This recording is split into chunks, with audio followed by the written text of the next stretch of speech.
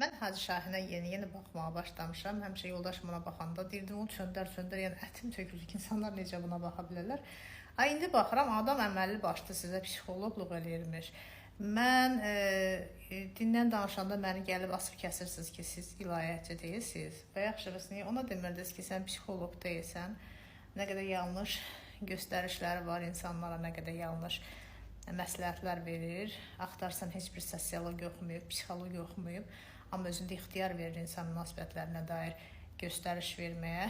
Mən bir akademiya bitirmişəm, bir universitet bitirmişəm və uşaqlıqdan insan münasibətlərini araşdırıram. Amma heç seansıma gələn insanlara tövsiyə eləmirəm. Bir insanın özündə nə qədər müştəbih olsun ki, başqalarına göstəriş vermə egosuna sahib olsun.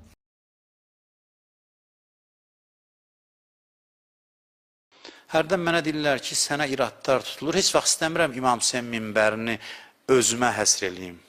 Qorxuram ki, düz olmaz. Amma bəzən vacib olur deyə bu sözləri deməyə məcbur oluram. Bir həddə qədər. Mənə deyirlər ki, məsələn, sən cavablandır bunları. Mən də deyirəm, o gün dostlardan biri də yazmışdı, bir dastan ittiham idi mənim ünvanıma göndərilmişdi. Dedi, bunlara cavabın nədir? Dedim, mən cavab zat verməyəcəm. Bəs cəmaat azır axı, cəmaat zəhmət çəksin, azmasın.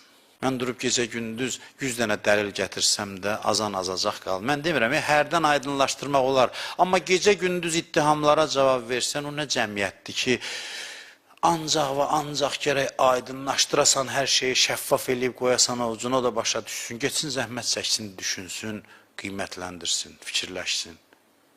Özü nəticəyə gəlsin. O mənada yox ki, mənim deyəcək sözüm yoxdur. Hər bir ittihama veriləcək cavabım var. Qane edəcək səviyyədə var. Amma indiyəcən o cavabları deməmişəm. Nə üçün?